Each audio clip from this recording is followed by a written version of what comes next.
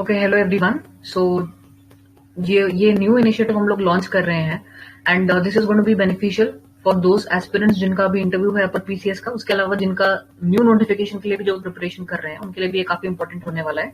सो आज हम लोग जो डिस्कस करने वाले हैं, we are discussing the monthly magazine of Vision IAS. दिसंबर मंथ की मैगजीन हम लोग डिस्कस कर रहे हैं। ये जो मटेरियल होता है that is available freely on their website, so आप वहां जाकर के डाउनलोड कर सकते हैं इसको। तो अभी जो है we are covering unit number 9 सबसे पहले। तो देखो इसमें क्या रहा है न्यूज में, that labour ethics and long work hours की बात करी गई है।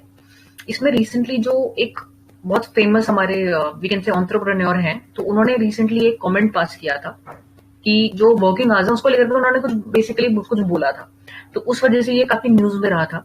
तो इसमें क्या थी बेसिक न्यूज, वो ये था कि जो वर्किंग आवर्स हैं वो कितने होने चाहिए, मतलब whether we should have 70 hours a week या फिर we should go for more than that या फिर लेस देन दैट। तो उस पे अगर आपसे वहां इंटरव्यू के दौरान कुछ ऐसा पूछा जाता है कि what are the basic ethical aspects related to it, तो उसमें आप किस तरीके से इसको आंसर करोगे। तो देखो ये जो है मटेरियल, उसमें आप कुछ पॉजिटिव्स एंड नेगेटिव्स ले सकते हो।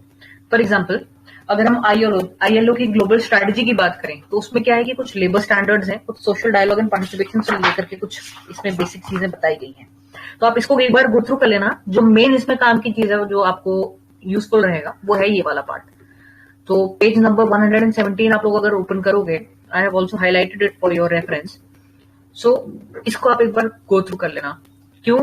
अगर हम हिस्ट्री ऑफ वर्क वीक की बात करें, तो 1817 में ये कहा गया था कि 8 hours work, 8 hours recreation and 8 hours sleep. ये एक बहुत फेमस स्लोगन था जिसको रॉबर्ट ओवन ने कहा था। Then during 1926 40 hour work week popularize किया गया हेनरी फोर्ड के द्वारा।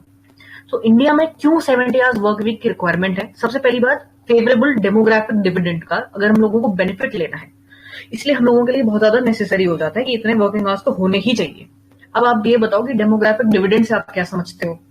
सो डेमोग्राफिक डिविडेंड का ये मतलब है दैट जो वर्किंग पॉपुलेशन है हमारी, which is usually considered from the age group 15 से 65, वैसे it is considered up to 60 years या 59 इयर्स, बट सिंस अब जो है रिटायरमेंट कंसिडर किया जाता है कि 65 इयर्स तक चलेगा, तो 15 से 65 के बीच में जो भी लोग आ रहे हैं, जो पॉपुलेशन आ रही है, that is considered to be the working population. तो इनका जो प्रोपोर्शन है as compare to dependent population वो कंपैरेटिवली ज्यादा है, राइट? सो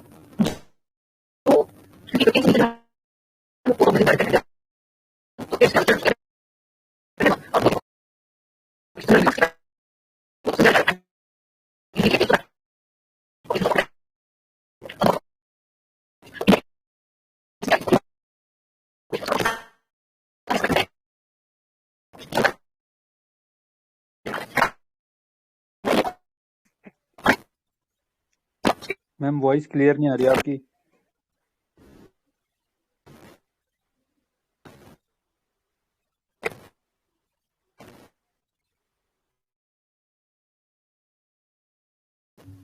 अब आ रही है क्लियर?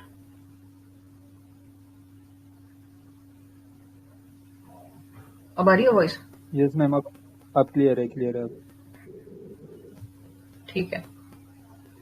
ओके, सो कुछ ऐसे इंस्टीट्यूट्स हैं जिनका ये मानना है दैट हमारा जो इंडिया के केस में है, तो डेमोग्राफिक डिविडेंड कुछ इस तरीके का रहेगा कि इंडिया में आने वाले बहुत सालों तक, may be exact I don't remember the years, but जैसे यूएस के केस में है या जापान के केस में है, तो वहां पे क्या है कि डिपेंडेंट पॉपुलेशन का प्रोपोर्शन ज्यादा है as compare to the working population, तो उनके लिए वो एक डिसएडवांटेजियस थिंग है।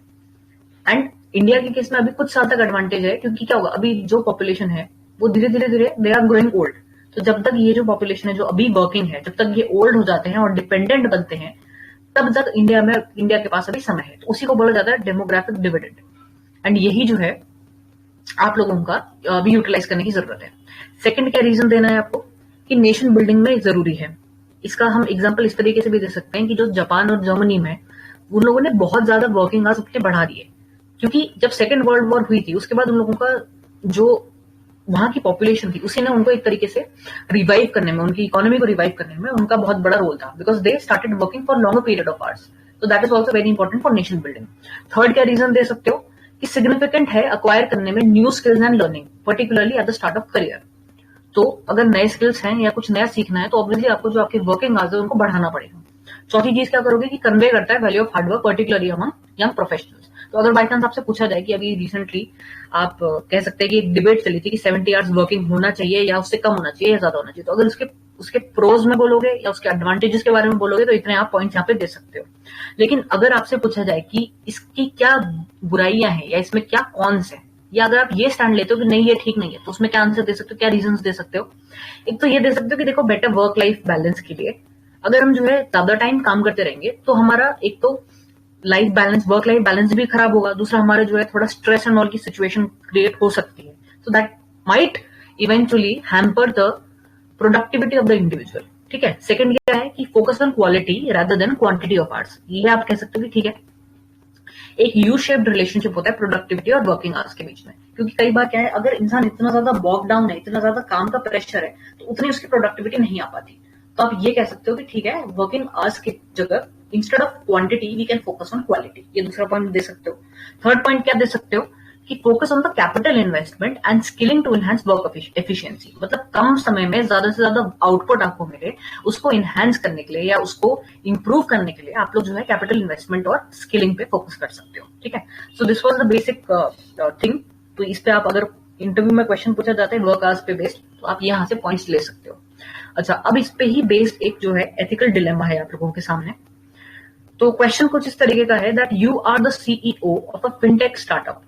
Of late, there has been funding crunch in your industry, which limits your organization's ability to hire more employees. इसका क्या मतलब है कि ठीक है, आप सीईओ हो किसी फिनटेक कंपनी के, और अभी क्या है कि फंडिंग की कुछ कमी हो गई आपकी इंडस्ट्री में। इस वजह से जो आपकी इंडस्ट्री या ऑर्गेनाइजेशन है वो और ज्यादा नए एम्प्लॉइज को हायर या उनको नहीं रख सकता काम पे।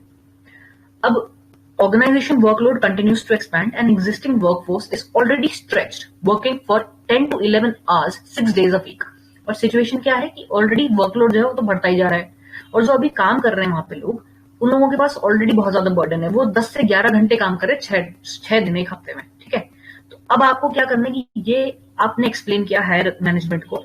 However, they highlight companies' inability to hire more and indicate you to further distribute the surplus work burden on existing employees. तो आपने ये जो सिचुएशन थी हायर अथॉरिटीज को बताई, लेकिन वो कह रहे हैं कि भैया अब अभी तो हम लोग नए वर्कफोर्स को हायर नहीं कर सकते, जो काम है वो आप ऑलरेडी एग्जिस्टिंग वर्कफोर्स में किसी तरीके से डिस्ट्रीब्यूट कर दो।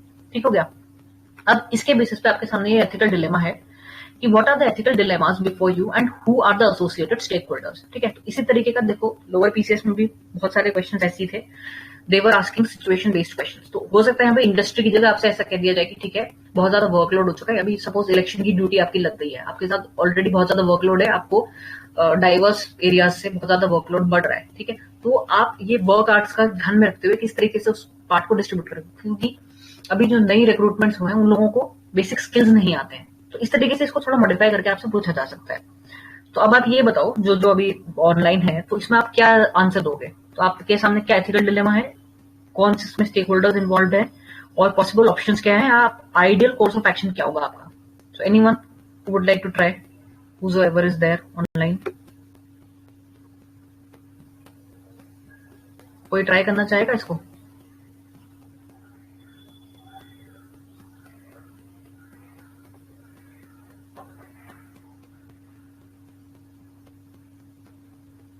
मैम हम ये कह सकते हैं कि हम टेक्नोलॉजी का इंटरवेंशन और ज़्यादा कर सकते हैं, कुछ प्राइवेट ओके लोगों को भी हायर कर सकते हैं अगर पॉसिबल हो तो। ओके ओके, ठीक है, बढ़िया है आपका। This is a good option, आप कह सकते हैं। और कोई कुछ कहना चाहिए?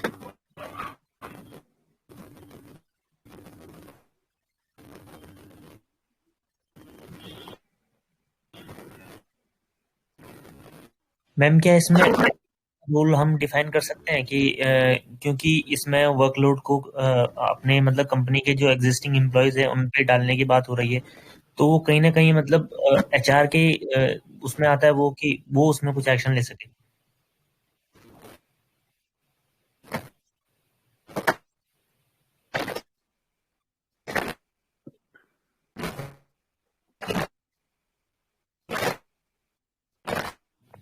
आपकी वॉइस नहीं आती।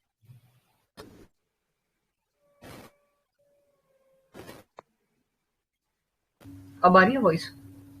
हाँ जी, हाँ जी। हाँ, तो अभी आप बोल रहे हो ना एचआर कुछ कर सकता है, तो क्या है मतलब what is the solution that you are suggesting? HR क्या कर सकते हैं उसमें? हम मतलब एचआर के पास ऐसे मतलब कंप्लेन या फिर एचआर के पास कोई इशू लेके जा सकते हैं कि ऐसी सिचुएशन में ये मतलब कि एम्प्लॉयज के ह्यूमन राइट्स को कहीं ना कहीं से वायलेट कर रहा है एक तरह से, कि उनका वर्क लाइफ बैलेंस, या हम ये कहें कि वर्क प्लेस पर ये मतलब उनका एक तरह से एक्सप्लॉयटेशन मान सकते हैं हम इसको। ओके, तो देखो ये तो ऑलरेडी क्वेश्चन में मेंशन्ड है ना कि मैम हायर इसके अथॉरिटी और अलावा मैनेजमेंट को उन्होंने बोल दिया है। बोलो बोलो। मैम इसके अलावा कुछ इंसेंटिव्स दिए जा सकते हैं उन्हें, ताकि वो उन्हें एनकरेजमेंट किया जा सके ज़्यादा वर्क करने के लिए। इसके अलावा कुछ ओके मेडिटेशन वगैरह या उनकी मेंटल हेल्थ का भी टेक केयर किया जा सकता है। ओके ओके, हाँ बढ़िया ऑप्शन है ये भी। ठीक है, और बताओ कोई और क्या कर सकते हैं?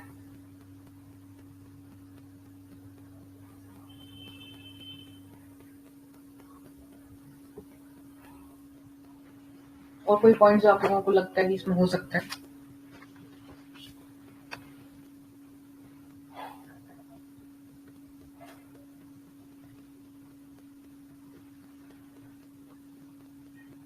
तो अभी तक आप लोगों के बीच से 3 पॉइंट मुझे मिले हैं।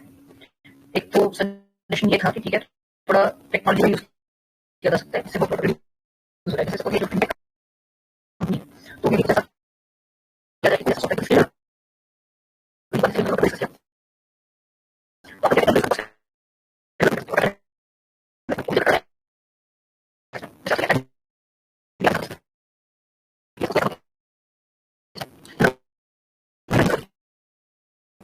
वॉइस प्रॉब्लम, वॉइस साफ नहीं आ रही है।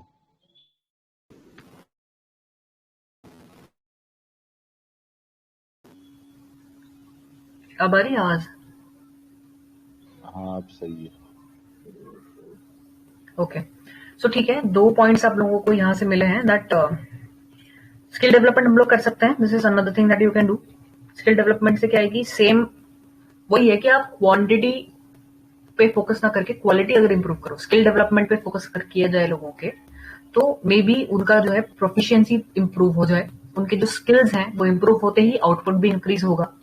सेकंड हम लोग ये कर सकते हैं दैट जैसा कि आप लोगों ने अभी सजेस्ट किया दैट टेक्नोलॉजी का यूज करो, फॉर एग्जांपल आर्टिफिशियल इंटेलिजेंस या जैसे आजकल चैट जीपीटी का है, तो make use of that and make use of certain जो आपकी कोडिंग एंड ऑल के थ्रू अगर कुछ इसका सोल्यूशन मिल पाए तो that can also be utilized. तीसरा आपने ये बोला कि हम एचआर को बोल सकते हैं दैट उनके जो है राइट्स का यहाँ पर जो है एक तरीके से जो उनके बेसिक ह्यूमन राइट्स हैं उनका वायलेशन हो रहा है, but that I don't think would be that impressive. ये मेरा मानना है, क्योंकि उसमें क्या है कि आप लोगों ने ऑलरेडी हायर मैनेजमेंट को बोल दिया है कि ऐसा ऐसा इशू है, but they are saying that हम लोग नए लोगों को हायर नहीं कर पाएंगे अभी, तो इसको हम शायद ना यहाँ पर एक सजेशन के तौर पर दे पाए। बट इंस्टेड ऑफ दिस आप लोग यही चीज फोकस कर सकते हैं दैट अभी कुछ ऐसे लोगों को हायर किया जाए जिनको विदाउट पे हम लोग रखें। जैसे क्या होता है कई जगह ऐसे इंटर्नशिप्स होती हैं, तो मतलब विदाउट द सैलरी अगर इंटर्न्स को रखा जाए, तो एक तरीके से अगर वर्कलोड कुछ ऐसा है जो इंटर्न्स द्वारा किया जा सके, तो वो भी हम लोग एक एस्पेक्ट इसमें ज्वाइन कर सकते हैं। ठीक है, तो इसके 3 बेसिक चीजें थी। तो एथिकल डिलेमा यही था कि आपके पास 2 चीजें हैं, एक तो लोग ऑलरेडी बर्डन है आपके अंडर जो काम कर रहे हैं, उन लोगों के ऊपर और बर्डन डाला जाए तो वो आपके लिए एक डिलेमा हो सकता है। दूसरा ये भी डिलेमा है कि ठीक है वर्कलोड बढ़ता जा रहा है और हायर अथॉरिटीज के द्वारा ये भी कहा गया है कि वर्कलोड को मैनेज करना है। तो ये 2 हो गए एथिकल डिलेमास। स्टेक होल्डर्स कौन कौन हो गए? एक तो आप खुद हो गए, ठीक है, क्योंकि आप जो है एक ब्रिज का काम कर रहे हो between the higher management and your workforce, तो 3 इसमें स्टेक होल्डर्स हो गए। ठीक है, उसके अलावा जिनके लिए काम किया जा रहा है that could be another thing कि वो भी एक स्टेक होल्डर के तौर पर उनको कहा जा सकता है। ठीक है, पॉसिबल ऑप्शंस मैंने आपको 4 अभी बता दिए हैं, डिस्कस कर दिए हैं। और आइडल कोर्स ऑफ एक्शन क्या होगा? तो देखो इट इज वेरी इंपॉर्टेंट कि क्योंकि ऑर्गेनाइजेशन का बेसिक फंडा यही है कि काम तो करना ही है, ठीक है, तो वो तो करना ही करना पड़ेगा आपको। तो आइडल कोर्स ऑफ एक्शन यही होगा कि पहले मीटिंग ले लो लोगों के साथ, उनको बताओ कि ठीक है भैया देखो अभी रिसेंट टाइम्स में ऐसी सिचुएशन है, उनको थोड़ा कॉन्फिडेंस मिलो, कॉन्फिडेंस बिल्डिंग करो। और जैसा कि आप ही लोगों ने सजेस्ट किया था कि कुछ इंसेंटिव्स दिया जा सकते हैं उनको, कि ठीक है उनसे कहा जाए कि भैया अगर तुम ये करोगे तो तुम्हें इवेंचुअली हम लोग ये इस तरीके से इंसेंटिव देने की कोशिश करेंगे, या जो है जो बेटर परफॉर्म करेगा उसको कह सकते हो कि विद टाइम आपका जो है प्रमोशन हो सकता है, या इसमें आपका जो परफॉर्मेंस होगी उसके बेसिस पे आपका परफॉर्मेंस इवैल्यूएशन होगा। तो इस तरीके से आप पहले लोगों को कॉन्फिडेंस में लोगे। ठीक है, that could be the ideal way. Second आप क्या करोगे कि try to distribute the work in this manner, कि जितना हो पाए टेक्नोलॉजी का यूज करो ताकि वर्कलोड लोगों पे कम पड़े। थर्ड कुड बी कि ठीक है, कंपनी को ये रिक्वेस्ट करो कि if not hiring somebody new and not paying the entire salary, but we could hire some interns, those who could work without pay, या फिर even if they're working as interns तो बहुत कम amount में उन लोगों को रख लिया जाए ताकि वर्क भी हैंडल हो जाए, उससे क्या होगा, सारी चीजें हैंडल हो जाए, ठीक है। तो इसको राइट वे वर्क। अच्छा, नेक्स्ट न्यूज़ की बात करेंगे। तो 10 ओके, आप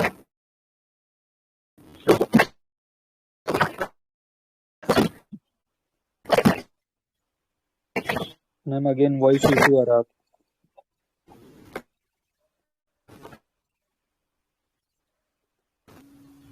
अब मुझे बता देना, हो सकता है इस ऐप में कुछ दिक्कत हो रही हो, मैं कल से दूसरे डिवाइस से लॉगिन कर लूंगी। वॉइस का अगर इशू है तो आप प्लीज मुझे बीच में इंटरप्ट कर देना, ठीक है। अभी आ रही है ना आवाज?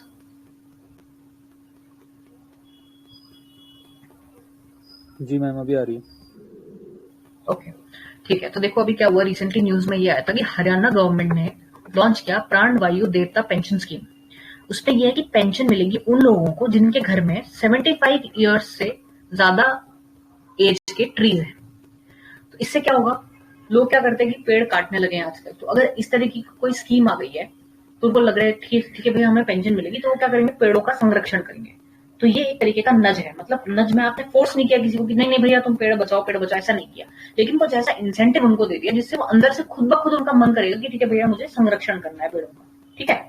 तो इसका ही दूसरा टर्म होता है स्लज। स्लज का क्या मतलब होता है कि ऑब्स्टिकल क्रिएट करना या किसी काम में रोड़ा बन जाना।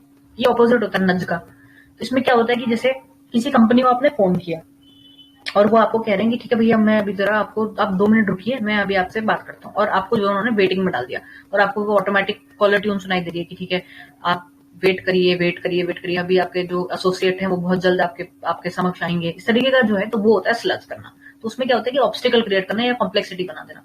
लेकिन नज की क्या टेक्निक है, ठीक है भैया हम लोग जो है नज करते हुए लोगों को हेल्प कर रहे हैं। अच्छा, इसका क्या बेसिक क्वेश्चन बन सकता है इंटरव्यू में, तो इसमें ये क्वेश्चन बन सकता है, डायरेक्ट तो ऐसा नहीं पूछेंगे कि नज क्या है, लेकिन हाँ आपसे ये कहा जा सकता है कि इसमें another ethical dilemma could be there. तो उसमें आपसे ये कह सकते हैं कि ठीक है भैया ये सिचुएशन है एंड सपोज आप एसडीएम है कहीं किसी पर्टिकुलर एरिया में, आपका एसडीएम के रूप में सिलेक्शन हुआ है, ठीक है। और वहां के जो लोग हैं उनको ये पता चला है कि उस क्षेत्र में जितने भी वहां पर पेड़ हैं, सपोज वहां पर देवदार के पेड़ हैं, ठीक है। और देवदार के जो वहां पे पेड़ हैं लोग उसको उनके घरों के आसपास हैं और वो उनको ऐसा सुनने में आया है कि एक कंपनी है जो कि उन पेड़ों के बदले में बहुत अच्छे दामों पर आपको जो है मतलब वो उसको काट करके ले जा सकते हैं। जस्ट हाइपोथेटिकल सिचुएशन, ठीक है। हालांकि ऐसा होता नहीं है, लीगली ट्रीज कट करना अलाउड नहीं है, but just hypothetical situation. But आपके जो क्षेत्र है उसमें एक कंपनी आई है और उन्होंने ये बोला है कि ठीक है अब जो है हमें चलो पेड़ का नहीं लेते एग्जाम्पल, थोड़ा वैसा हो जाएगा। हम लोग ये ले लेते हैं कि डोलोमाइट है या फिर कोई चूना पत्थर है सपोज आपके एरिया में, ठीक है। और आपके घर के आसपास वो पत्थर का जो है खनन करने के लिए कंपनी आई है। वो आपसे ये बोल रही है कि ठीक है भैया हमारे लिए ये बहुत ज्यादा इंपॉर्टेंट है चूना पत्थर, और आप हमें खनन करने दो एंड उसके बदले में हम आपको बहुत अच्छी तरीके से पे करेंगे। अब जो वहां के लोग हैं, गांव के लोग, वो सब तैयार हो गए कि ठीक है भैया बहुत बढ़िया, हम लोगों को इसके बदले में पैसे मिलेंगे। लेकिन वहां पर क्या है, इन्वायरमेंटल इशू क्या है कि अगर खनन हुआ तो जैसा कि जोशीमठ में हुआ था आपका लैंड सब्सिस्टेंस वाला केस, ऐसा ही वहां की टोपोलॉजी बहुत ज्यादा सेंसिटिव है। अगर वहां पर कंटिन्यूस खनन होता रहा तो इवेंचुअली धंस सकती है पूरी जमीन वहां पर की। और वहां के लोग ये समझ नहीं पा रहे हैं अभी, उनको ये लग रहा है कि ठीक है हमारा अभी बेनिफिट है। तो आप इसमें बीइंग एन एसडीएम और आपके अंडर में नहीं है, आप मना नहीं कर सकते क्योंकि लोगों की पर्सनल प्रॉपर्टी है, वो चाहे तो करवा सकते हैं खनन। तो अगर आप वहां एसडीएम के तौर पर आपकी नियुक्ति हो जाती है तो आप इस चीज को कैसे, इस सिचुएशन को कैसे डील करोगे। तो उसमें जो है आप एक एग्जांपल दे सकते हो कि हम नज की टेक्निक का इस्तेमाल कर सकते हैं, ठीक है। तो this could be another thing. तो किस तरीके से नज करोगे लोगों को, आप में से कोई अगर कुछ आइडियाज देना चाहे, मैंने आपके आगे सिचुएशन रख दी है। खनन हो रहा है, वहां पर एक कंपनी आई है एंड सब लोगों को लग रहा है कि ठीक है हम लोग ये चूना पत्थर या जो भी है वो हम लोग बेच देते हैं। तो ऐसे सिचुएशन में कैसे डील करोगे इससे, कोई बताओ आप में से कोई अगर कुछ आंसर करना चाहे तो।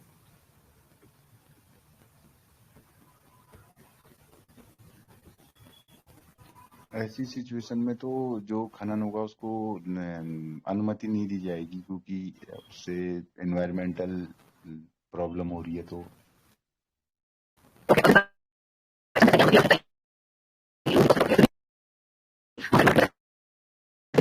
मैम आवाज नहीं वॉइस इशू हो रहा है वापस।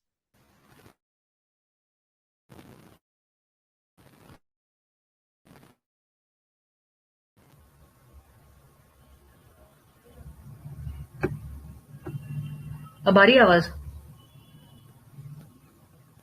हाँ आ रही है, अभी सही है। ओके, तो वही सिचुएशन है कि सपोज आप रोक नहीं सकते, legally you can not stop them, लेकिन एथिकली किस तरीके से वहां के लोगों को समझाओगे कि ठीक है ये गलत है?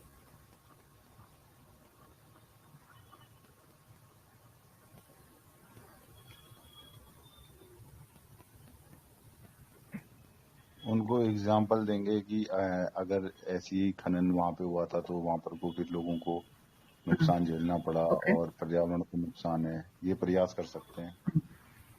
ओके, ठीक है। और कोई कुछ अगर कहना चाहे?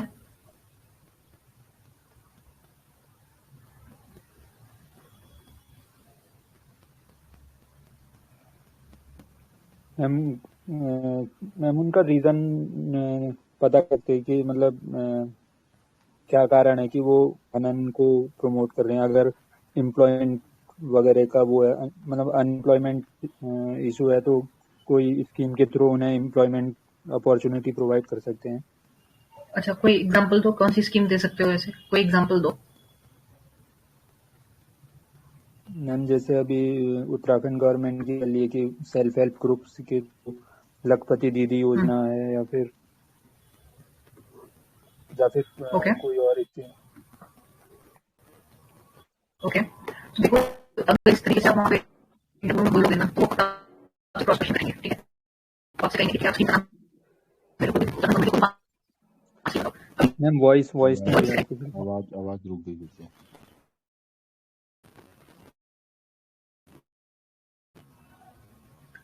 अब आ रही है आवाज? Yes ma'am. हाँ, तो देखो, अगर ऐसे इंटरव्यू में बोलोगे ना तो वो आपसे उसी समय क्रॉस क्वेश्चन कर देंगे कि ठीक है भैया बताओ, कोई भी 5 स्कीम बताओ उत्तराखंड गवर्नमेंट की जिससे एम्प्लॉयमेंट आप कर सकते हो क्रिएट, या एम्प्लॉयमेंट जनरेशन की आप जो बात कर रहे हो, तो कोई भी 5 स्कीम्स आपके टिप्स पे होनी चाहिए। तो बताओ, कोई भी उत्तराखंड की 5 स्कीम्स के बारे में बताओ, कोई भी बताओ जो एम्प्लॉयमेंट जनरेशन में हेल्प करेंगी। एम्प्लॉयमेंट जनरेट करने के लिए। ये मनरेगा। ठीक है, वो तो चलो सेंट्रल वीर गवर्नमेंट की चंद हो गई। सिंह उत्तराखंड गढ़वाली गवर्नमेंट की? फॉर योजना, ओके, ठीक है। एक तो वीर चंद स्वरोजगार गढ़वाली योजना के बारे में सौर आपने बताया। स्वरोजगार योजना, मुख्यमंत्री सौर स्वरोजगार, ठीक है। और सौर स्वरोजगार दीन योजना हो गई। दीनदयाल उपाध्याय होम स्टे वाली योजना, ओके, 3 हो गई। और बताओ, 2 और बताओ। और वीरचंद गढ़वाली टूरिज्म। ये हो गई है ऑलरेडी। मैम मत्स्य संपदा योजना भी है, मछली पालन से संबंधित। ठीक है, 4 हो गई। एक और बताओ। गोट वैली योजना। गोवर्धन योजना। Ma'am rooftop solar. ओके, ठीक है। अब आप लोगों ने जो जो अभी ये योजनाएं बताई है ना, आप लोगों का ये काम है कि मिनिमम 5 योजनाएं, ठीक है, मिनिमम आई एम सेइंग, बाकी तो आपके ऊपर है कितना भी करो, फीमेल्स के लिए और SC ST के लिए और बाकी जो पुअर सेक्शन ऑफ सोसाइटी है और ऐसी एम्प्लॉयमेंट जनरेशन के लिए एटलीस्ट 5-5 योजनाएं सबके लिए आप लोग अभी से बना लो अपने नोट्स, ठीक है? और नोट्स में क्या क्या इंक्लूड करोगे? सबसे पहले तो आप लोगों को ये होना चाहिए कि ये योजना जो थी लॉन्च किसके द्वारा करी गई है, सेंट्रल गवर्नमेंट ने लॉन्च करी है या स्टेट गवर्नमेंट ने लॉन्च करी है। इसको प्लीज नोट डाउन कर लो, ठीक है? ये बहुत इंपॉर्टेंट पॉइंट है। इसको आप में से कोई एक लिख भी लो, ग्रुप में डाल देना बाद में, जो अभी मैं बोल रही हूँ। 5 योजनाएं फीमेल्स के लिए, 5 योजनाएं चिल्ड्रन के लिए, 5 योजनाएं SC ST के लिए, मतलब जो weaker sections of the society है। 5 योजनाएं ये हो गई। उसके अलावा 5 योजनाएं एम्प्लॉयमेंट जनरेशन के लिए। सबसे पहले क्या नोट करोगे? उसकी शुरुआत किस साल में हुई थी। दूसरी चीज उसमें इंपॉर्टेंट ये है कि सेंट्रल गवर्नमेंट की स्कीम है या स्टेट गवर्नमेंट की स्कीम है। तीसरा, उस पर्टिकुलर योजना का लक्ष्य क्या है या उसमें बेसिक उसके फीचर्स क्या है। फॉर एग्जाम्पल जैसे जो आपका वीरचंद गढ़वाली है वो मेनली टूरिज्म के लिए है, ठीक है, और एम्प्लॉयमेंट जनरेशन के लिए है। तो उसमें क्या आपके क्राइटेरिया क्या होता है, कौन उसके लिए एलिजिबल है, कौन उसके लिए एलिजिबल नहीं है, क्या उसमें बेसिक कितना परसेंटेज सब्सिडी है, क्या लोन की क्या व्यवस्था है, ठीक है, एक ये हो गया।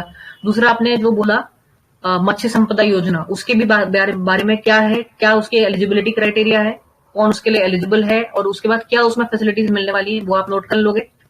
थर्ड थिंग, जैसे अभी आपने मनरेगा की बात करी, तो मनरेगा कौन सी ईयर में हुआ था, किस एरिया के लिए, रूरल पुअर के लिए ऑब्वियसली, और उसमें होता क्या है। 100 डेज का आपका जो ये है कि आपको कंपल्सरीली ये है कि या तो आप उन लोगों को वर्क दोगे, अगर आप वर्क नहीं दे पाओगे तो आप 100 डेज की उनको सैलरी दोगे। तो उसका जो बेसिक फीचर्स है ये आप डेफिनेटली प्रिपेयर कर लो अपने, और ये आपके वहां बहुत ज्यादा काम आएंगे, बिकॉज आप कहीं ना कहीं किसी न किसी आंसर में उसको बोल सकते हो। तो जो मैंने पॉइंट्स बताया इसको आप होपफुली आप लोगों ने नोट कर लिया होगा, एंड ये आप अकॉर्डिंगली नोट्स प्रिपेयर कर लोगे, ठीक है। अच्छा, अब आप वापस आते हैं इसमें, ये एथिकल एप्टीट्यूड का एक और क्वेश्चन है इसमें। इसमें क्या है कि एक स्कूल है न्यू दिल्ली में, उसने इंप्लीमेंट किया एक इंसेंटिव प्रोग्राम प्रमोट करने के लिए value of education in the students. उससे क्या है कि स्टूडेंट्स को हेल्प कर रहा है वो टॉप रैंक लाने में डेजिग्नेटेड टेस्ट्स के लिए, जो कि मंथली बेसिस पे होते हैं। लेकिन कुछ स्टूडेंट्स जो हैं वो बहुत ज्यादा अच्छे होते हैं कुछ पर्टिकुलर सब्जेक्ट्स में, वो उन लोगों को ज्यादा खुशी नहीं हो रही है क्योंकि वो सारे के सारे सब्जेक्ट्स में उतना अच्छा परफॉर्म नहीं कर पा रहे हैं। तो उनका जो है पढ़ाई से मन ही हट चुका है। मतलब समझ रहे हो आप लोग कि गवर्नमेंट ने तो कोशिश करी कि ठीक है हम लोग जो जो बेस्ट परफॉर्म करेगा उसको जो हम इंसेंटिव देंगे, लेकिन कुछ स्टूडेंट जो है वो सपोज कोई हिंदी में अच्छा होता है, कोई इंग्लिश में अच्छा होता है, लेकिन सारे सब्जेक्ट्स में सब हर कोई अच्छा नहीं होता है ना, तो वो जो है उनका मन सा हटता जा रहा है पढ़ाई से। तो ऐसे केस में इन इंसेंटिव्स का भी आप किस तरीके से एथिकल डिलेमा फेस कर रहे हो। जैसे सपोज अभी हम लोगों ने डिस्कस किया था कि खनन की बात करी थी, तो आपने ये बोला कि ठीक है हम लोगों को जो है कहेंगे कि भैया एम्प्लॉयमेंट आपके लिए क्रिएट कर रहे हैं, लेकिन अब मुझे ये बताओ प्रैक्टिकली सोल्यूशन समझो इस बात का। अगर आप कहते हो कि ठीक है भैया हम तुम्हें हेल्प करेंगे ताकि तुम्हारी एम्प्लॉयमेंट जनरेट हो जाए, तुम लोगों को काम मिल जाए, लेकिन अगर उनको बैठे बिठाए सिर्फ अपने घर के पीछे जो पत्थर हैं उसको बेचने से अगर पैसे मिल रहे तो क्या वो करना पसंद करेंगे या फिर जाकर के मेहनत करना पसंद करेंगे। प्रैक्टिकली सोचो तो क्या ज्यादा फीजिबल है। एक कॉमन मैन के पर्सपेक्टिव से सोचा जाए तो क्या वो खुद जाकर के मजदूरी करना पसंद करेगा या बैठे बिठाए अगर उसके घर में कोई पत्थर है तो उसको देना ज्यादा सही लगेगा उसको। तो इस वजह से कई बार जो इस तरीके के इंसेंटिव्स होते हैं वो प्रैक्टिकली उतना ज्यादा सोल्यूशन नहीं दे पाते। तो ऐसे केस में क्या हो सकता है, जैसे कि अभी आप में से किसी एक ने बोला था कि हम उनको जाके समझाएंगे कि देखो भाई जोशीमठ में ऐसा ऐसा हाल हुआ था, और अगर आप ध्यान नहीं दोगे, अगर आप ऐसे पत्थर बेचने लग जाओगे तो हो सकता है कल को आपका गांव भी ऐसे धंस जाए, और अभी आप जिस जगह में रह रहे हो इतने साल से आपके पुरखों की ये जो जमीन है कहीं ऐसा ना हो कि आपको ही विस्थापित करना पड़ जाए। ठीक है, तो ये एक तरीका है जिसको आप वहां पर मेंशन कर सकते हो।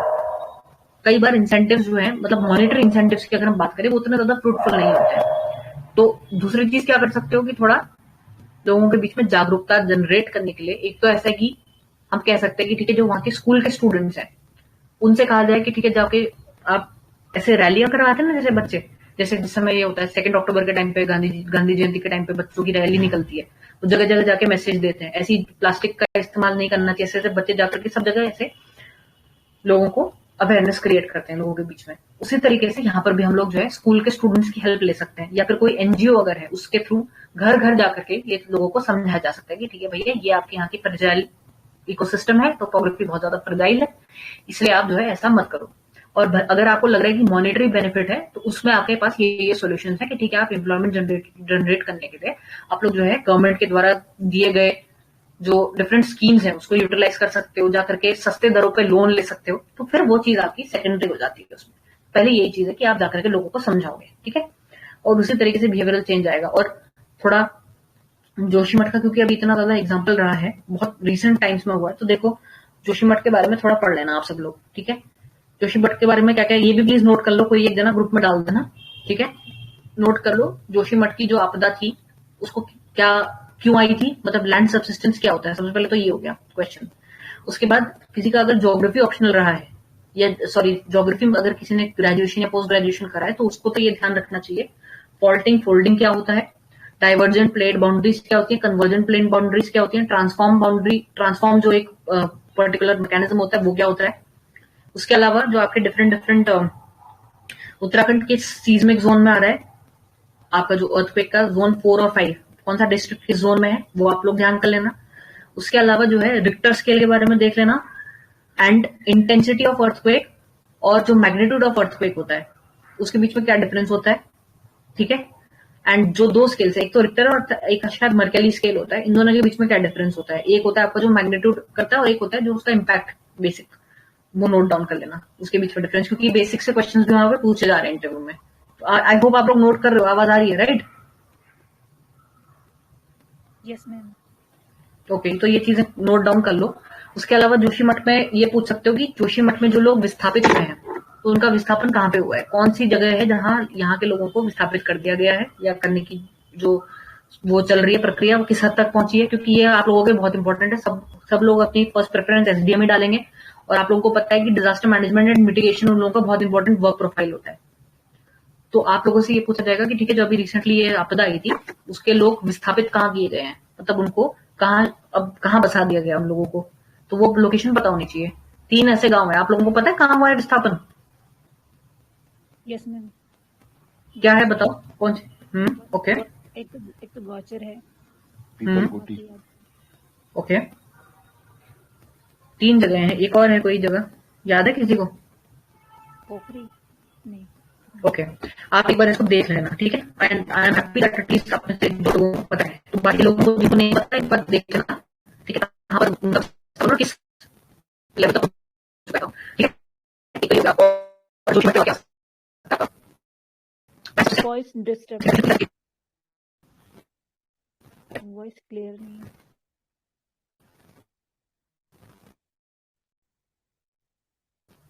अब आ रही है आवाज? Yes ma'am. ठीक है, तो ये वाला पॉइंट आप देख लेना, ठीक है? जोशीमठ में विस्थापन किस लेवल तक हो गया है, कहाँ कहाँ पे विस्थापित किया गया है, और लैंड सबसिस्टेंस की डेफिनेशन आ सकती है, पूछा जा सकता है कि लैंड सबसिस्टेंस होता क्या है। और बाकी फॉल्टिंग फोल्डिंग और जो बेसिक जो माइनर प्लेट्स होती है, मेजर प्लेट्स होती है, उनका क्या है फंडा। उसके अलावा अगर कोई डेप्थ में चला गया, ज्योग्राफी वाला अगर किसी कोई है ज्योग्राफी जिसका रहा हो बैकग्राउंड, तो उनसे ये भी पूछा जा सकता है कि सी फ्लोर स्प्रेडिंग थ्योरी क्या है, और आपका जो ये पहले जो थ्योरी दी गई थी आपकी जो हेनरी हेस ने दी थी, ocean floor spreading, sea floor spreading theory हो गया। उसके अलावा प्लेट टेक्टोनिक्स की थ्योरी हो गई, और सबसे पहली वाली थ्योरी जो थी आपकी किसने दी थी भैया वो थ्योरी? नाम ध्यान नहीं आ रहा मुझे। फर्स्ट जो थी, जो ये आपकी थी ना कि सीमा सियाल, ये जो थी, हाँ कॉन्टिनेंटल ड्रिफ्ट से भी पहले थी ना सियाल, हाँ वही वाली कॉन्टिनेंटल ड्रिफ्ट, वो अल्फ्रेड वेगनर की है ना ये थ्योरी। हाँ ठीक है ठीक है, हाँ ठीक है, तो इसके वो भी देख लेना। और उसके जो थे आपके कि क्यों कहा जाता है कि जो पैंजिया पैंथेलाजा, ठीक है? उसके अलावा जो है आपका ये हो गया गोंडवाना लैंड, और ये कब हुआ था, क्या था उसका बेसिक फंडा। तो कोई अगर डेप्थ में जाना चाहे, कोई अगर ज्योग्राफी वाला है, तो उसको ये सब देख लेना डेफिनेटली, क्योंकि वहां पर जो पैनल है वो एक क्वेश्चन से they are definitely going to ask, वो उनको बस याद आना चाहिए, वो पक्का पूछ रहे हैं, फिर वहां पे डेप्थ में जा सकते हैं वो। और अपर पीसीएस में तो एक्सपेक्टेड है कि सभी को आना चाहिए वैसे ये सब चीजें, तो ठीक है। तो ये हो गया आप लोगों का ये वाला पार्ट हो गया। अच्छा, अब हम आते हैं थर्ड टॉपिक में, जो कि इंडिविजुअल सोशल रिस्पॉन्सिबिलिटी। बेसिक ये है, इसमें तो बस यही है कि इंडिविजुअल सोशल रिस्पॉन्सिबिलिटी और कॉर्पोरेट सोशल रिस्पॉन्सिबिलिटी में क्या डिफरेंस है, नाम से ही पता चल रहा है। इंडिविजुअल वाला स्मॉल स्केल पे है, मोर पर्सनल है, और जो कॉर्पोरेट वाला है लार्जर है, मतलब कंपनी द्वारा किया जा रहा है। तो इसमें जो है पर्सनल कमिटमेंट की बात है, वहां पे जो है मीडिया में और एनुअल रिपोर्ट और गवर्नमेंट द्वारा कहा जाता है कि इतने इतना आपको इन पर्टिकुलर सेक्टर्स को आपको देना ही देना है। तो इसमें कुछ खास मुझे इंपॉर्टेंट लगा नहीं था। एंड बाकी ऑनलाइन गेमिंग वाला भी आप एक बार देख लेना। अभी हो सकता है वहां पे पूछा जाए कि आपकी क्या हॉबीज हैं। अगर कोई बोलता है कि भैया मेरी हॉबी तो गेमिंग है, तो उसमें जो है आपसे पूछा जा सकता है कि ठीक है, व्हाट इज ऑनलाइन गेमिंग पे क्या है अभी गवर्नमेंट का बेसिक रूल्स क्या है। तो देखो अभी रिसेंटली क्या हुआ था कि जो बैटिंग एंड ऑल होती है ना, जो जैसे ये क्रिकेट में भी आप ड्रीम 11 और ये सब जो करवाते हैं, तो उस पे कोर्ट केस का वर्डिक्ट आया था।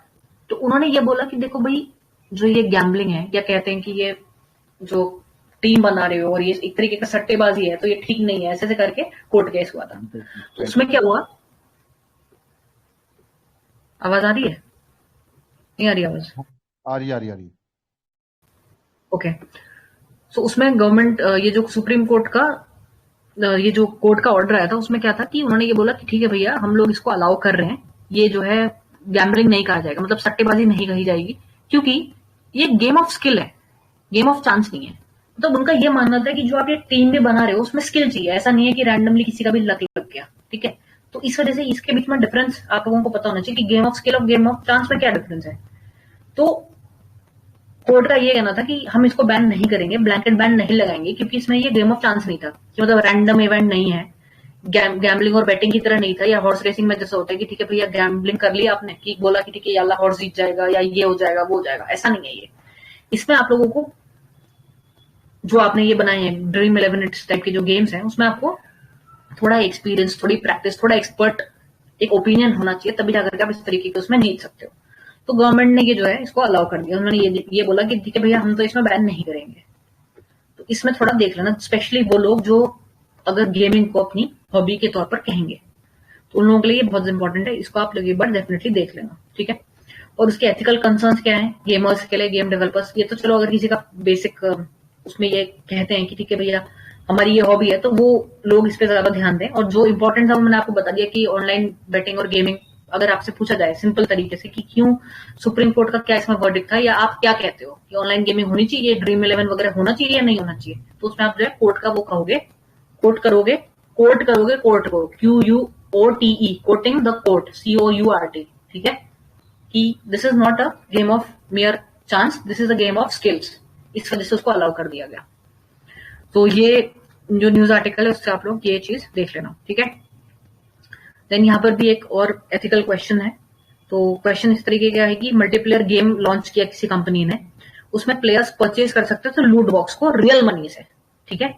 और जैसा होता है ना, ये कई लोग आप लोगों में से अगर किसी ने PUBG खेला हुआ है तो उसमें भी यही होता था कि लूट आप जो है उसमें कर सकते हो, या एक स्पेशल वाउचर आता है उसमें आप खरीद सकते हो चीजों को। तो वो जो है गेम की प्रोग्रेशन को उन्होंने लूट बॉक्सेस से जिसमें रियल मनी से आप लोग वो चीज खरीद सकते हो, तो वो कर दिया था उन लोगों ने इसमें इनकॉर्पोरेट। अच्छा, अब क्या है कि जो गेम का एक्सपीरियंस है वो इससे इम्पैक्ट हो रहा था।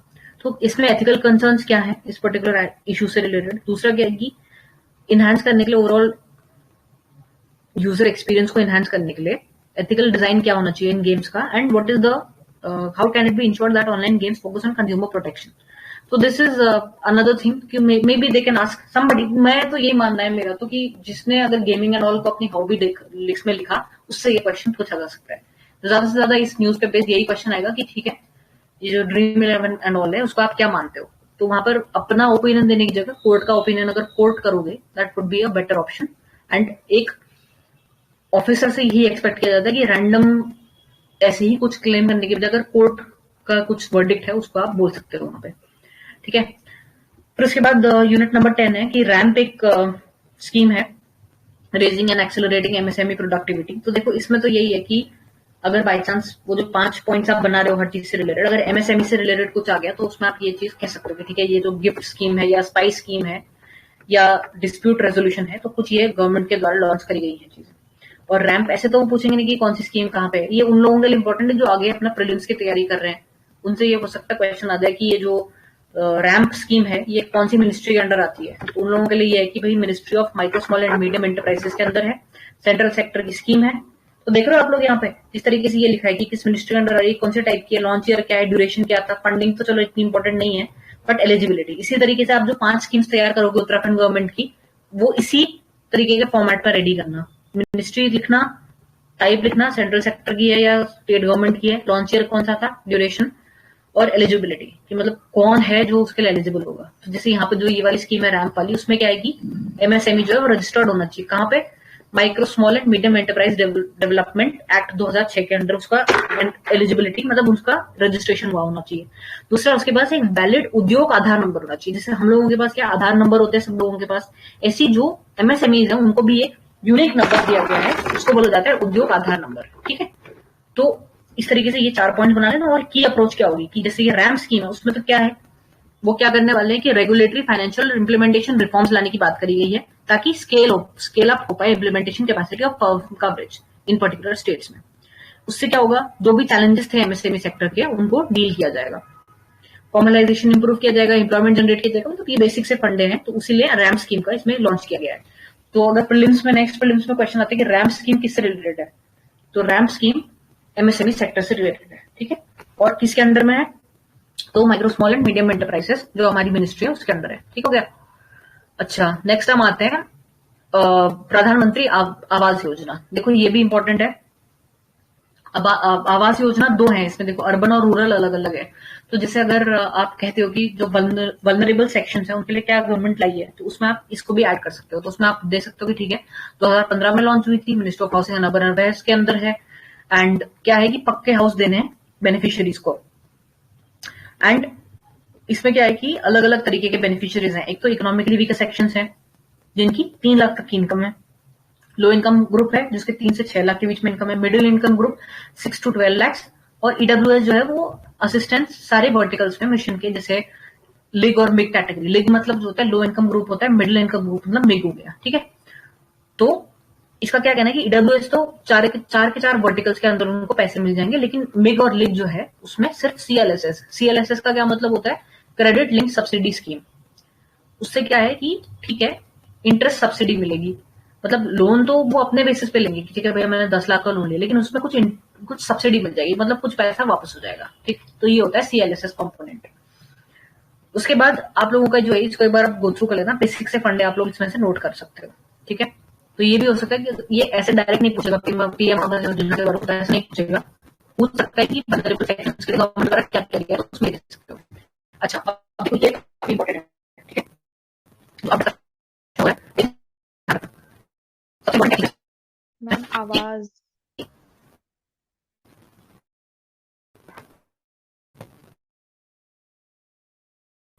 आ रही है ना आवाज अब? यस ठीक है, ओके। सो देखो ये प्लेसेस इन न्यूज काफी इंपॉर्टेंट है। इसमें से जो आप लोगों के लिए इंपॉर्टेंट है, क्या क्या चीज इंपॉर्टेंट है देखो।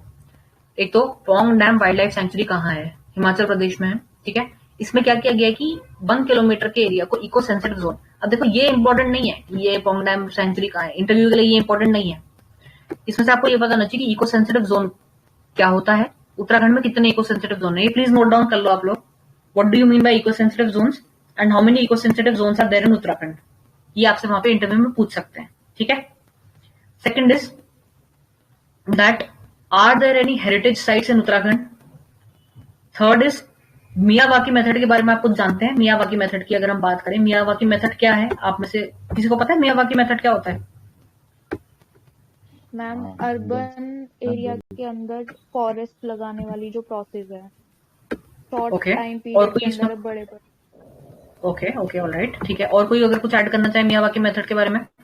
इसमें बहुत तीव्र गति से पौधों का विकास होता है और घना जंगल विकसित किया ओके जाता है कम जगह में ओके ओके जंगल विकसित होता मैम ओके जापानीज गुड। वो तो है आप ये। लोगों ओके ओके बढ़िया बढ़िया ठीक है, पढ़ा है आप लोगों ने, बढ़िया है, चलो ठीक है। अच्छा फिर ऑयल स्पिल हुआ है, तो ऑयल स्पिल पे हालांकि उत्तराखंड में इसकी कोई ऐसी इंपॉर्टेंस नहीं है तो इसको छोड़ो। एंड देन ये जो है एक नया प्लांट स्पीशीज मिली है, इन्वेजिव प्लांट स्पीशीज। तो अगर आपसे पूछा जाए प्लांट स्पीशीज पे, देखो बहुत सारे लोअर पीसीस के दौरान बहुत लोगों से पूछा गया कि उत्तराखंड की जो मेडिसिनल प्लांट्स है उनके नाम बताओ, ठीक है। तो ये भले ही आप किसी भी बैकग्राउंड से, वो पूछ रहे थे वहां पे 5 प्लांट्स के नाम याद कर लेना, नोट कर लेना, इसको भी नोट डाउन कर लो भाई, कोई ग्रुप में डाल देना फिर एक साथ। कोई भी 5 पर्टिकुलर प्लांट्स, मेडिसिनल प्लांट्स जो कि उत्तराखंड में ग्रो करे जाते हैं। एक तो जैसे कुटकी था, हम लोगों ने पहले लोअर के टाइम पे डिस्कस भी किया था, कुटकी हो गया, और भी कई सारे ऐसे प्लांट्स हैं जैसे किलमोड़े की जड़ होती है, ठीक है। तो किलमोड़े का उन्होंने साइंटिफिक नेम पूछ लिया वहां पे, ठीक है, और उसका क्या यूटिलाइज और किस तरीके से उसका यूज कर सकते हैं। इस तरीके से कोई भी 5 कीड़ा जड़ी हो गई एक, ठीक है, इनके साइंटिफिक नेम्स आपको पता होने चाहिए, इनको इंग्लिश में क्या कहा जाता है और हिंदी में क्या कहा जाता है, और उत्तराखंड में कहाँ पर ये उग रहा है और कहाँ पर इसका यूज किया जा रहा है, ठीक है। तो ये 5 तो आप तैयार कर ही लेना।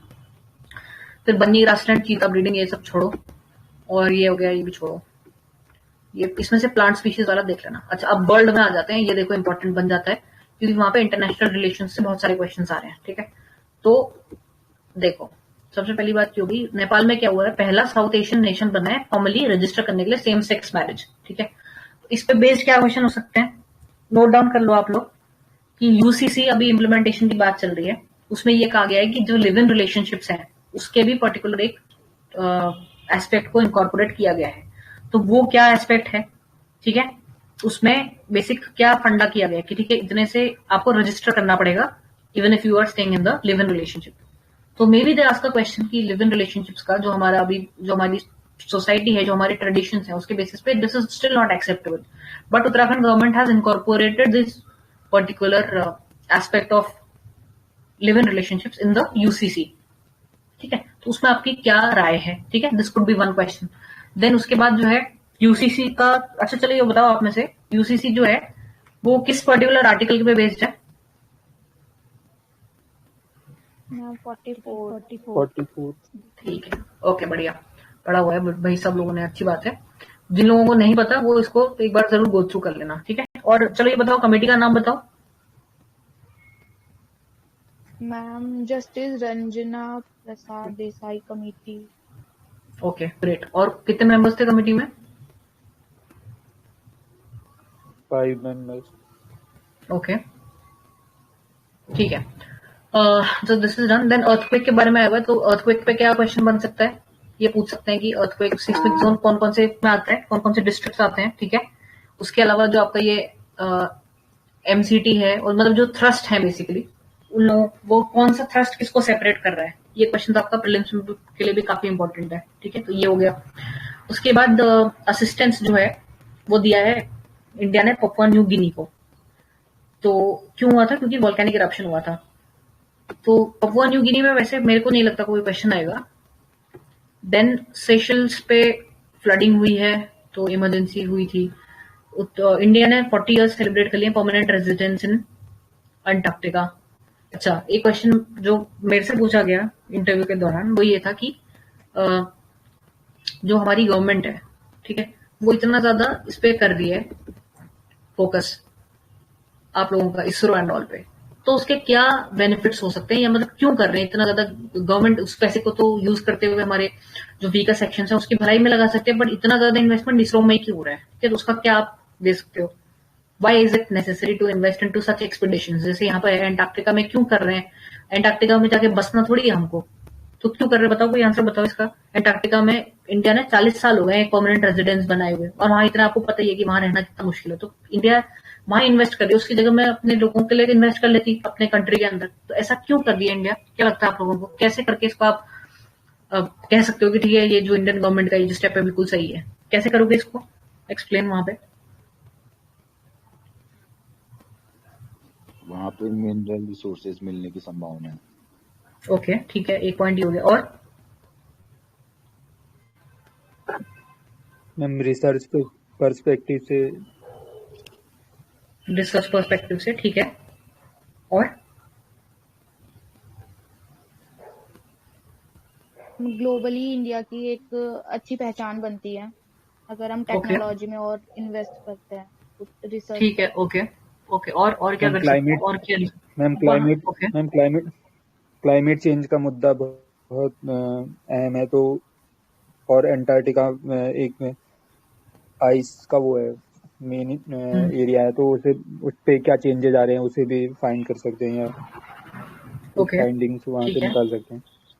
Okay okay. जो और वहाँ पे क्या आइस रीजन? मेल्टिंग जो वहाँ आइस मेल्टिंग का जो पैटर्न चल रहा है उसकी हेल्प लेकर हिमालयाज क्यों मेल्ट कर रहे हैं उसकी स्टडीज कर सकते हैं। ओके ओके, कहाँ सकते ठीक हैं है। और हिमालयाज को। और कुछ बताओ।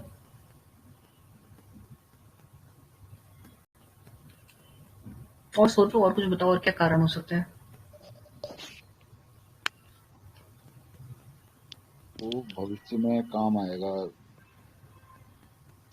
ओके, किस तरीके से? आत्मनिर्भर भारत को भी प्रमोट करेगा कि अगर हम टेक्नोलॉजी में कुछ इम्प्रूव कर जाते हैं तो हमें डिपेंडेंसी कम हो जाएगी दूसरी कंट्रीज से। ओके, अभी आप में से किसी एक ने बोला कि फ्यूचर में भी हेल्प करेगा। कैसे हेल्प करेगा फ्यूचर में? कैसे, क्या क्या कहना चाह रहे थे आप? मैं ये कहना चाह रहा था कि जैसे मान लिया जाए वहां पर वो जो क्लाइमेटिक कंडीशन है वो बहुत ही मतलब विषम परिस्थितियां हैं, तो वहां पर को कुछ लोगों को हम ट्रेन भी कर सकते हैं कि किसी को कहीं मतलब विषम भौगोलिक परिस्थितियों के लिए लोगों को ट्रेन किया जा सकता है वहां पे। ठीक है, वो ओके। हमारा ना फ्यूचर में एक स्ट्रेटेजिक बेस भी हो सकता है, कभी फ्यूचर में वॉर हो गई वगैरह उस चीज यस के यस, लिए। This is what I wanted to hear. ये वाला जो पॉइंट था ये मुझे चाहिए था कि ये जो स्ट्रेटेजिक बेस की आप जो बात कर रहे हो, because that is very important. ठीक है, दैट वाज वन एस्पेक्ट जो मुझे सुनना था थोड़ा। अगर आप इसको सिक्योरिटी पर्सपेक्टिव से देखो, दैट इज अनदर थिंग। आप लोग जो है इसमें, आप लोगों ने जो है बहुत अच्छी तरीके से आप लोगों ने इसको आंसर किया। देखो, मल्टी प्रॉन्ग्ड अप्रोच रखो, ठीक है, किसी भी चीज का सारे एंगल से सोचो। एक, आप एक एडमिनिस्ट्रेटर हो, ठीक है, अपने आपको एडमिनिस्ट्रेटर के तौर पर डील करो, चारों तरीके से सोचना, मतलब जितना भी हो पाए, जितना ज्यादा पॉसिबिलिटीज आपको लगती है सब तरीके से सोचो, ठीक है। इंटरनल सिक्योरिटी हो गया, एक्सटर्नल सिक्योरिटी हो गया, देन उसके बाद रिसोर्सेज हो गए आप लोगों के, जो आपने बोला, फ्यूचर पर्सपेक्टिव हो गया, इंडिया की एक इमेज हो गई वर्ल्ड इमेज क्रिएट करने के लिए। और भी कोई अगर उसमें एस्पेक्ट आ सकता है आपका तो वो भी सोचो। इन्वायरमेंटली आप सोच रहे हो, ठीक है, इन्वायरमेंट एस्पेक्ट हो गया, ज्योग्राफिकली आपने डाल ही दिया उसमें, ठीक है, हिस्टोरिकली आपने डाल ही दिया। हिस्टोरिकली भी क्यों इंपॉर्टेंट है, because we don't want that any particular nation acquires the entire place, ठीक है। हमको ये नहीं चाहिए कि भैया मोनोपोली हो जाए एक जगह पे, ठीक है, ऐसा नहीं चाहिए। इसी वजह से हमारी जो एक्सपेडिशंस है, क्योंकि क्या है, नहीं तो फिर पहले की जैसी अगर सिचुएशन हुई, हिस्ट्री से भी तो लर्न करोगे ना, यूरोपियन नेशंस ने एक तरीके से पूरे वर्ल्ड को अपने कंट्रोल में रख लिया था, ऐसी सिचुएशन नहीं आने देनी है। तो कहीं पर भी अगर रिसोर्सेज मिल रहे हैं, ऐसा नहीं कि भैया का सारा जो बेनिफिट है एक ही पर्टिकुलर नेशन ने ले लिया। जैसे आप जो है पॉलीमेटालिक नोड्यूल सर्च कर रहे हो ओशंस में जाकर के, आप क्यों कर रहे हो, क्यों जबरदस्ती एक्सपेडिशन कर रहे हो, ताकि यही चीज अगर कोई ऐसी रिसोर्स मिलती है तो इंडिया पीछे ना रह जाए। क्योंकि इसी वजह से जो है हमारा जो जो इंडस्ट्रियल रेवोल्यूशन यूरोप में बहुत पहले आ गया, इंडिया में उस टाइम पे क्या हो रहा था, इंडिया में उस टाइम पे इंडस्ट्रियल रेवोल्यूशन का कोई लेना देना नहीं था। 1800 में हमारे यहाँ फाइट्स चल रही थी, इस वजह से अभी जो है हम कंपैरेटिवली थोड़ा पीछे हैं as compare to these nations. So अभी we don't want to repeat those same mistakes, that is why we are looking into this aspect कि ठीक है, wherever there is a possibility of finding any new resources, we are a step ahead, we are the forefront runners instead of being the laggards, ठीक है। ये हो गया एक aspect. उसके बाद अलावा आप लोगों ने बाकी के पॉइंट्स आप लोगों ने मेंशन कर ही दिए हैं, ठीक है। उसके बाद अगर हम बात करें तो इंडियन नेवी ने यहाँ पे हेल्प करी है, ठीक है, extended help to MV Rubin, a ship of Malta hijacked in Arabian Sea. तो यहाँ पे हाईजैक हुआ था, तो इसके बारे में थोड़ा बहुत देख लेना। और यहाँ पे एक और चीज हुई थी, एक शिप फंस गया था इंडिया का यहाँ पे, तो उसको भी आप एक बार न्यूज को अच्छा हाँ, एक मुझे याद आया था, अभी तो गगनयान मिशन है ना, उसमें 4 लोगों के नाम है, याद है किसी को?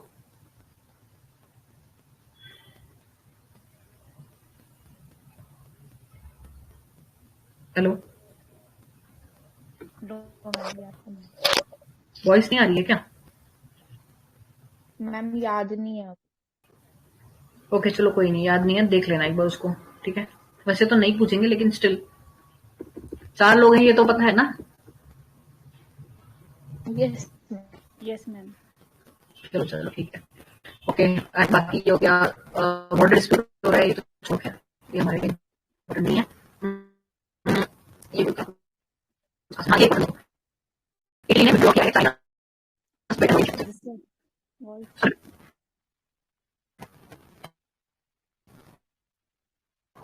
अब आ रही है आवाज? Yes ma'am. ठीक है, तो देखो ये इंपॉर्टेंट न्यूज है कि इटली ने विड्रॉ कर लिया है China belt and road initiative से। तो मुझे ये बताओ, बेल्ट एंड रोड इनिशिएटिव था क्या चाइना का? बताओ, कोई बताओ, बेल्ट एंड रोड इनिशिएटिव के बारे में कुछ बताओ।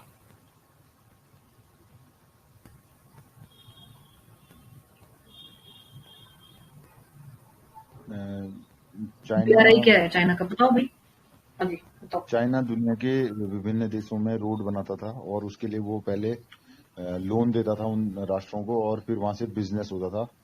और इसमें ओके चाइना अपने जो साउथ एशियन कंट्रीज हैं, यूरोप है, और वहां तक अपना पूरा नेटवर्क बनाता था। और एक तो कंट्रीज को लोन देता था, फिर उसके ऊपर अपना ही जो माल है वो दूसरे देशों तक पहुंचाता था। ओके, पता है? तो इंडिया ने इसको काउंटर करने के लिए क्या किया है, कुछ आइडिया है आपको? इंडिया इसको काउंटर करने के लिए इंडिया ने कुछ अगर ऐसा किसी के साथ साइन किया हो, किसी कंट्री के साथ कुछ इनिशिएटिव? हाँ, इसके लिए अभी G20 समिट में इंडिया और ये मिडिल ईस्ट यूरोप कॉरिडोर का एक मेमोरेंडम साइन हुआ है। ओके और इसमें ठीक है, इंडिया से पहले तो पोर्ट से जाएगा और शायद ये मिडिल ईस्ट होते हुए यूरोप तक पूरा एक कॉरिडोर जाएगा, जिससे कि इंडिया और यूरोप के बीच जो बिजनेस गुड्स है वो आसानी से इधर उधर आ जा सकें और व्यापार में वृद्धि हो। ओके ठीक है, और कोई अगर कुछ ऐड करना चाहे इसमें? मैम मैम जो इसमें ये चाइना बोल का जो सकते हैं क्या? एंशियंट सिल्क रूट था, हम्म मैम जो चाइना का एंशियंट सिल्क रूट था उसी के अराउंड उन्होंने अपना ये belt and road initiative start किया था, ताकि जो उनके वो ट्रेड रूट्स थे उन्हें फिर से उन्हें मतलब प्रमोट किया जा सके। और इंडिया के अराउंड ये मतलब एक स्ट्रेटेजिक उनका एक ऑप्शन भी था। ओके, और कोई अगर हम उसमें इसमें कुछ ऐड बोल करना सकते हैं क्या कि मतलब बीआरआई के काउंटर में कि लुक ईस्ट पॉलिसी के तहत जो भारत सरकार ने ट्राइलेटरल हाईवे बनाया है, मैम ये बता सकते हैं इसमें? हाँ, absolutely you can tell that also. अच्छा, इससे रिलेटेड एक और चीज है, स्ट्रिंग एंड पर्ल थ्योरी, जो आपको पता होगा, नेकलेस ऑफ पर्ल्स है बेसिकली थ्योरी। तो उसके बेसिक उसका आइडिया है आप लोगों को? स्ट्रिंग ऑफ पर्ल्स थ्योरी या नेकलेस थ्योरी जो है चाइना की, क्या है वो? हाँ, इसमें हिंद महासागर में जो विभिन्न स्ट्रेटेजिक पॉइंट है वहां पर को चाइना इंडिया को मतलब अपने नेवल बेस बनाता है या आर्मी वहां पे कैप्चर कर लेता है और वहां ठीक पे है। पोर्ट बनाता है। मतलब जैसे यहाँ पे ये श्रीलंका में शायद हम्बन हम्बन पोर्ट टोटा। वहां पर को पोर्ट बनाया, फिर वो उसका लोन नहीं दे पाया तो उस पर कब्जा कर लिया और फिर वहां पे अपने मिलिट्री शिप्स उतारने लगा चाइना। तो इस प्रकार से ठीक है। ये सेशल्स में भी करता है और साउथ अफ्रीका और हर जगह करना चाहता है ये। ओके, तो मतलब आप लोगों को इसका बेसिक आइडिया है, राइट? क्योंकि वहां पे ये पूछा जा सकता है कि ये थ्योरी जो है वो किस चीज से रिलेटेड है, ठीक है? अगर सेम पैनल रहता है वहां पर, तो कुछ ऐसे वहां पे थे पैनल मेंबर्स जो कि इंटरनेशनल रिलेशंस और ये जो बेसिकली हिस्टोरिकल एस्पेक्ट्स थे उसमें ज्यादा इंटरेस्टेड थे, ठीक है? तो क्योंकि देखो अभी आप में से, जी बोलो। आपका बोर्ड कौन सा था मैम? मेरा तो नंदी मैम का था, नंदी श्रीवास्तव मैम का। सो बेसिकली ये है कि जो वहां पे मेंबर्स हैं वो इसमें इंटरेस्टेड हैं, ठीक है? मैंने और भी एस्पिरेंट से लिया था, उनका रिव्यू लिया था, तो उनसे भी कई सारे लोगों से इंटरनेशनल रिलेशंस पे क्वेश्चंस पूछे गए। मेरे से तो इनफैक्ट वर्ल्ड हिस्ट्री के भी क्वेश्चंस कुछ पूछे गए थे एंड कुछ थिंकर्स के भी क्वेश्चन पूछे गए थे, इवन तो मेरा बैकग्राउंड नहीं था ये चीज का। तो आप लोग वहां पर रेडी रहो, ठीक है? आप में से कई सारे ऐसे होंगे जिन्होंने ऑलरेडी लोअर का इंटरव्यू फेस किया है, तो आप लोग समझ रहे होगे मैं क्या बोलना चाह रही हूँ। कुछ लोग जो नए हैं उन लोगों के लिए भी ये काफी इंपॉर्टेंट है कि आप एक मल्टी फेसेटेड या कह सकते हैं कि मल्टी डायमेंशनल प्रिपरेशन के साथ वहां पे जाओ, ठीक है? क्योंकि कुछ भी पूछा जा सकता है वहां पे, that depends completely on the panel. And since ये जगह जो है अभी कुछ न्यूज में रही है, तो यहाँ से हो सकता है इससे रिलेटेड कुछ ना कुछ पूछा जाए, that is why we are discussing this. तो यहाँ पे यही है, वोल्केनिक करप्शन हो गया आइसलैंड में, एंड देन बार्सिलोना कन्वेंशन तो छोड़ो। देन हाँ, ये देखो सिप्रस में क्या हुआ है कि cheese trademark case against Indian company जीत लिया। अब ये इंपॉर्टेंट नहीं है, लेकिन ये इंपॉर्टेंट है कि ट्रेडमार्क क्या होता है, ठीक है? इंटेलेक्चुअल प्रॉपर्टी राइट्स क्या होती है, कॉपीराइट क्या होता है, कितने साल के लिए मिलता है, ट्रेडमार्क क्या होता है, एंड आपका जो ये है जो जीआई टैग्स हैं, तो उत्तराखंड में कितने ऐसे प्रोडक्ट्स हैं जिसको जीआई टैग मिल चुका है। अभी रिसेंटली 18 और प्रोडक्ट्स थे जिनको जीआई टैग मिला है। तो जीआई टैग कौन सी मिनिस्ट्री द्वारा दिया जाता है? आप लोग होपफुली नोट कर रहे हो ये क्वेश्चंस। तो बताओ फिर जीआई टैग कहाँ कौन सी मिनिस्ट्री देती है GI tag? Ministry of commerce and industry. और उत्तराखंड में कितने प्रोडक्ट्स को मिल चुका है अभी तक जीआई टैग? 27 को मिला है शायद। 27 की 28? मैं श्योर नहीं हूँ, 27 याद यही तो है ना, यही तो है। वहां पे आपसे वही पूछेंगे, श्योर हो? आपसे डबल क्वेश्चन किया जाएगा। यहाँ पे आपको कहना है कि आई एम श्योर, आपको वहां पे अपना ये बोलना है, समझ रहे हो? अच्छा श्योर मैम, हो? जैसे वहाँ पर एक चीज बताइए, जैसे मान लीजिए आपको कंफ्यूजन हो रहा है 27 या 28, तो अब इसमें आई एम श्योर बोलेंगे या ये बोलेंगे या तो 27 है या 28 है? नहीं, इसमें तो आप फिर कंफ्यूजन है तो वही बोलोगे कि मुझे कंफ्यूजन हो रहा है, यही बोलोगे। क्योंकि मेरे से भी उन्होंने एक क्वेश्चन पूछा था मेरे पैनल में, और उन्होंने मुझे जानबूझ करके कंफ्यूज कर दिया था। बाद में मुझे यही बोल रहे थे कि आप श्योर नहीं है। मुझे बाद में उन्होंने यही कमेंट किया था कि आप, मैंने बोला sir I would like to guess, तो उन्होंने मुझे बोला नहीं आप गैस मत करो, आप श्योर हो तभी आप बोलो, ऐसा बोला था। बाद में although they helped me, but in a way they check your confidence through that. तो ये 27 है 28, कोई अगर श्योर है तो बताओ 27 है कि 28 है? 28। श्योर हो?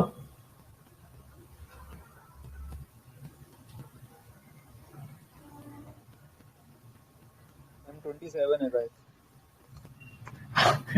ओके, पहले श्योर हो लो 27 है कि 28 है? नहीं 27। मैम आप श्योर है? चलो ठीक है, तो ऐसा करना, ये जितने भी प्रोडक्ट्स हैं आपके 27 है कि 28 है, ये सारे के सारे उत्तराखंड के तो स्पेशली याद कर लेना बाय हार्ट, ठीक है? तो हाँ, एक और चीज जो हो सकती है वो ये है कि फर्स्ट प्रोडक्ट कौन सा था जिसको मिला था जीआई टैग उत्तराखंड का फर्स्ट प्रोडक्ट, ये तो इम्पोर्टेंट है। फर्स्ट प्रोडक्ट कौन सा था बताओ?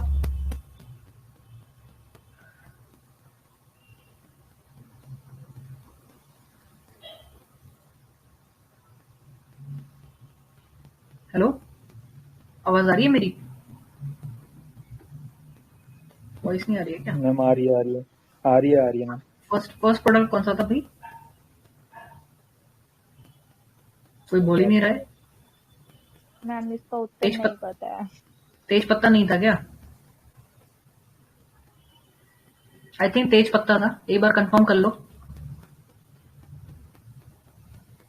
मेरे ख्याल से तो तेज पत्ता था फर्स्ट प्रोडक्ट।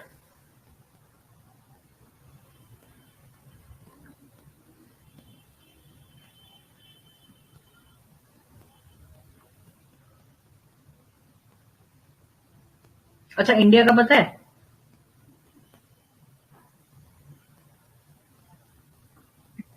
मैम इंडिया का शायद दार्जिलिंग टी थी। ओके।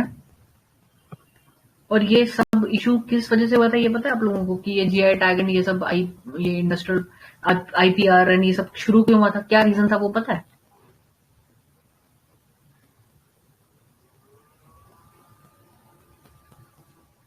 इसका तो यही होगा कि ये दूसरे के मतलब प्रोडक्ट को अपना बना देते होंगे, तो इसी वजह से। तो वो क्या इशू था पता है आप लोगों को? बासमती राइस वाला ये पता है केस क्या हुआ था? और हल्दी से हाँ, लेकर जैसे के क्या चीज हुई थी? इसमें एक केस पता है, जैसे कि ये जो रसगुल्ला है उसको लेकर ये वो पश्चिम तो बंगाल बंगाल और और ओडिशा, हाँ वो तो में विवाद डिफरेंट था। केस है। हाँ वो तो डिफरेंट केस हो गया। ये internationally I am asking, India का किस पर्टिकुलर मैम एक बोलो। इंडिया और यूएस का हुआ था शायद। राइट, ठीक है। तो वो स्टोरी थी बेसिकली। कुछ पैनल में ऐसे हैं मेंबर्स जो कि इसमें थोड़ा इंटरेस्टेड है कि क्या था, what was the issue and all, ठीक है। उसको थोड़ा देख लेना आप लोग। एंड उसके अलावा ट्रेडमार्क वाला मैंने आपको बता ही दिया है। तो आज के लिए तो फिर इतना ही है। और बाकी ये पर्सनालिटीज एंड न्यूज, इसमें तो मुझे कुछ खास लगता नहीं है कि इंटरव्यू में कुछ पूछा जाएगा। उत्तराखंड की कोई पर्सनालिटी अगर रही है न्यूज में तो वो इम्पोर्टेंट बन जाते हैं। अभी रिसेंटली एक अवार्ड्स अनाउंस हुए थे ना, not able to recall properly but I think Padma Shri मिला है शायद किसी को भी रिसेंटली उत्तराखंड से। इनको मिला है पता है आपको? कुछ है शायद।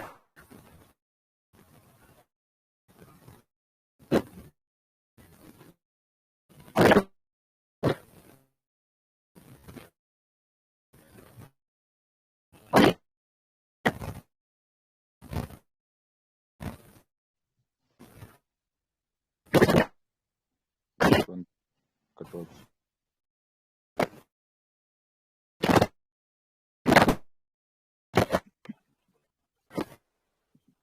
वॉइस क्लियर नहीं आ रही आपकी।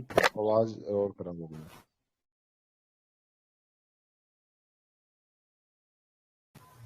आ रही है अब आवाज? हाँ अब सही। ठीक है। तो वो जो कटोच जो है, उनको जो भी उसको प्रोनाउंस करते हैं, आई थिंक कटोच ही बोलते हैं। तो उनको रिसेंटली जो है अवार्ड अनाउंस हुआ है पद्मश्री, ठीक है। तो वो कहाँ के थे, उनका क्या बेसिक था, मतलब हिस्टोरियन है, ऑथर है, क्या है वो, उनके बारे में थोड़ा देख लेना, ठीक है। उत्तराखंड से रिलेटेड कोई पर्सनैलिटी ऐसी जो न्यूज में रहेगी उनको जरूर देख लेना आप लोग। एंड ठीक है, फिर आज के लिए इतना सेशन सफिशिएंट है आई गेस। बाकी जो टॉपिक्स रिमेनिंग है उससे रिलेटेड जो भी एस्पेक्ट्स होंगे कल परसों में डिस्कस करते हैं उसको, ठीक है। तो आप लोगों की कोई अगर क्वेश्चन है तो आप पूछ लो, otherwise we'll end the session.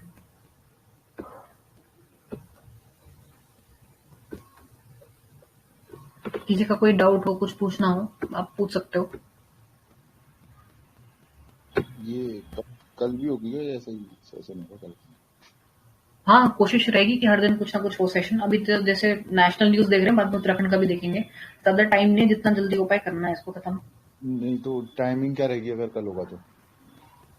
Timing ऐसी रहेगी। हाँ, टाइमिंग ऐसी रहेगी। ठीक है, ओके, थैंक यू। ओके। और किसी को कुछ पूछना है? मैम कुछ मॉक वगैरह भी होगा क्या? हाँ, पहले ये निपटा लूँ ना मैं इंपॉर्टेंट एस्पेक्ट्स, उसके बाद आप लोगों का जैसे लोअर में किया था ना, आप लोगों का CV आप लोगों ने मुझे भेजा था, फिर उस पर बेस्ड क्वेश्चंस तो मॉक कर लेंगे उसके बाद। इसलिए मैं इसको जल्दी से जल्दी करना चाह रही हूँ ताकि आप लोगों के लिए मॉक के लिए सफिशिएंट टाइम मिल जाए। Okay ma'am. और कोई कुछ पूछना चाहेंगे? मैम जैसे लोअर में वर्ल्ड हिस्ट्री वगैरह पूछ रहे थे, तो मैम जैसे मेरा पर्सनली मुझे वर्ल्ड हिस्ट्री बहुत नहीं पता है, मतलब 10% ही पता है, तो मुझे ढंग से पढ़नी चाहिए कि क्या करना चाहिए उसके नहीं लिए? नहीं नहीं, इतना टाइम नहीं है अभी। अगर कोई वर्ल्ड हिस्ट्री का क्वेश्चन आता है वहां पे स्किप कर देना उसको, लेकिन कॉन्फिडेंस के साथ बोलना sorry sir I am not very sure about this, बस ऐसा बोल देना, फिर वो ज्यादा नहीं पूछेंगे। बस इतना है कि हाँ आपकी पर्सनैलिटी में ऐसा नहीं दिखना चाहिए कि बच्चा डर रहा है, ठीक है, ऐसा शो होना चाहिए कि ठीक है with confidence you answered it. Ma'am और लोअर में जैसे फैक्चुअल चीजें भी काफी पूछ ली थी ना, स्टैटिक वगैरह। हाँ हाँ हाँ हाँ। मतलब मेरे पैनल में तो एक हिस्ट्री से थे सर, एक पॉलिटी से थे और एक इकोनॉमी के, तो वो बिल्कुल जैसे आर्य समाज या फिर मतलब सतनामी मूवमेंट क्या है, तो मतलब काफी स्टैटिक पूछ ले रहे थे रैंडम मतलब फैक्ट, तो वो चीजें भी प्रिपेयर करनी।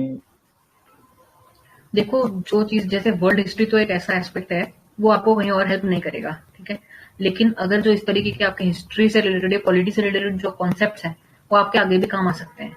वैसे तो I hope and I pray that आपका इसी बार में आपका क्लियर हो जाए, बट अभी नया नोटिफिकेशन भी आ रहा है एंड उसमें अगर आपको प्रीलिम्स देना पड़े तो वो आपको वहां भी बेनिफिट करेगा। तो इस तरीके के जो सब्जेक्ट्स है जिसका और जगह भी काम आ सकते हैं आपके, जैसे हिस्ट्री हो गया, पॉलिटी हो गया, इकोनॉमी, इसके जो कॉन्सेप्ट है उसको रिवाइज कर लो, क्योंकि जो लोअर में रहा है ना लोगों का जो रिव्यू है उसके बेसिस पे आई एम सेइंग कि वो फैक्चुअल पूछ रहे हैं। आपने बिल्कुल सही बोला, वहां तो लोगों से आर्टिकल्स भी पूछ रहे थे बच्चों से, वो इकोनॉमी से रिलेटेड क्वेश्चन, तो मतलब बजट से एग्जैक्ट एलोकेशन पूछ रहे हैं कि किस पर्टिकुलर फील्ड में आपको कितना कितना गवर्नमेंट ने किया है, सबसे ज्यादा किस सेक्टर को गए हैं पैसे, ये भी उन्होंने वहां पे पूछा हुआ है बच्चों से। तो इस वजह से ये सब चीजें तो पढ़नी पड़ेंगी आपको, क्योंकि वहां पे आप कह नहीं सकते ना कि क्या पूछ ले, तो ये तो तैयार करना पड़ेगा। वर्ल्ड हिस्ट्री का मैंने इसलिए मना किया क्योंकि मैम जैसे लोअर पीसीएस में उन्होंने मुझसे साइंस का बहुत पूछा था, जो मतलब मेरा सब्जेक्ट नहीं था, मतलब बायो से मैंने मेडिकल से किया ना ग्रेजुएशन, लेकिन वो केमिस्ट्री बहुत पूछ रहे थे, तो हम इसमें भी एक्सपेक्ट कर सकते हैं क्या कि कुछ 12th 11th वाली केमिस्ट्री टाइप की? नहीं मैम, एब्सोल्युटली एब्सोल्युटली एब्सोल्युटली कर सकते हैं आप एक्सपेक्ट, क्योंकि देखो अगर वही पैनल रहता है तो वही क्वेश्चंस हैं वो थोड़ा और डेप्थ में जाएंगे, उनको ये पता है कि ये तो अपर वाले बच्चे हैं तो वो थोड़ा और डेप्थ में जाएंगे, तो आपको तैयार तो रहना ही चाहिए। तो जितना मेरे को लग रहा है अभी तो देखो डॉक्यूमेंट वेरिफिकेशन होगा, उसके बाद इंटरव्यू होगा, तो लगभग कुछ टाइम तो मिल जाएगा। और अगर बाई चांस कोर्ट केस नहीं होता है, क्योंकि अभी एक कोर्ट केस चल रहा है वो पीडब्ल्यूडी सीट को लेकर के, अगर वो जल्दी निपटारा हो गया तो जल्दी हो जाएगा इंटरव्यू। अगर बाई चांस कुछ ऐसा होता है कि थोड़ा डिले एंड ऑल का अगर कुछ बनती है पॉसिबिलिटी, लेकिन आप इसको रिलैक्स मत होना अभी भी, आप अभी से अपनी प्रिपरेशन रखो, क्योंकि लोअर के टाइम पे भी यही था, बीच में 6 महीने का ब्रेक आ गया था, ऐसा तो नहीं होना चाहिए इसमें। बट आप अपनी प्रिपरेशन जारी रखो, जितना पढ़ सकते हो पढ़ते रहो। सबसे इंपॉर्टेंट यही है कि जैसे आपका बायो बैकग्राउंड था, तो हो सकता है वहां पे कोई ऐसा टीचर हो जो केमिस्ट्री से रिलेटेड हो, उनको ज्यादा नॉलेज, तो इसलिए उन्होंने आपसे पूछ लिया केमिस्ट्री से रिलेटेड। तो आप कोशिश यही करो कि जितना ज्यादा पढ़ पाओ पढ़ लो, बेसिक से क्वेश्चंस तो गलत नहीं होने चाहिए, specially since you are from science background. अब जैसे सपोज आपका हिस्ट्री पे अगर क्वेश्चंस पूछे आपको नहीं आता तो वो आपको माफ कर देंगे because you don't have that background, लेकिन अगर आपका बायो बैकग्राउंड है और आप साइंस के क्वेश्चंस नहीं आंसर कर पा रहे हो तो that will create a negative impression and that is what is going to cost your marks.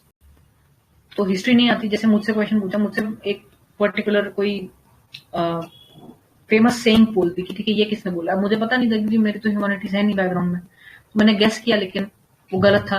बाद में मुझसे बोल रहे कि जाके उसकी स्पेलिंग लिखो उस थिंकर की, तो वो मुझे नहीं आता था, लेकिन उस वजह से उतना इम्पैक्ट नहीं होगा। अगर उसकी जगह में मुझसे कुछ ऐसा पूछ लिया गया जो मेरे सब्जेक्ट से रिलेटेड और फिर मुझे नहीं आ रहा, तो उसकी वजह से मेरा गलत वहां पे इंप्रेशन पड़ेगा। जैसे मुझसे क्या किया, उन्होंने पूछ लिया, मेरा बॉटनी बैकग्राउंड रहा है, तो उन्होंने मुझसे वहां पे उत्तराखंड के कुछ ऐसे प्लांट्स के नाम पूछ लिए जो वो एक्सपेक्ट कर रहे थे कि मुझे आना चाहिए, जो मुझे नहीं आता था, तो वो थोड़ा मेरा नेगेटिव में चला गया।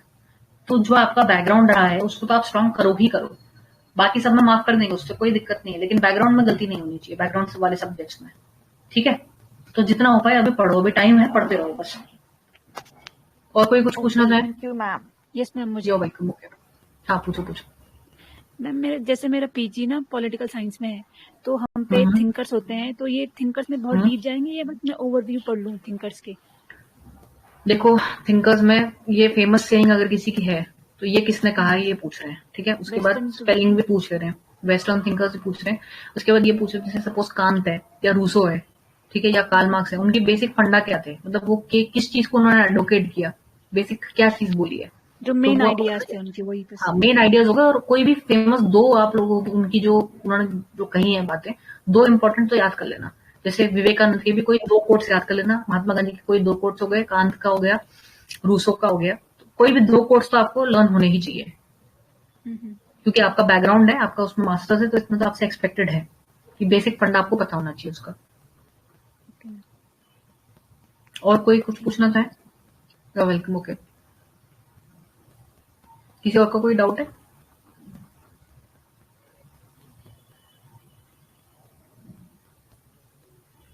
चलो आई थिंक ऑलमोस्ट सभी के हो गए। अब कल को मिलते हैं, फिर बाकी के जो टॉपिक्स हमको कल कवर करते हैं, ठीक है। Okay, bye everyone, take care. Thank you ma'am. Okay, you welcome, bye bye, good night everyone.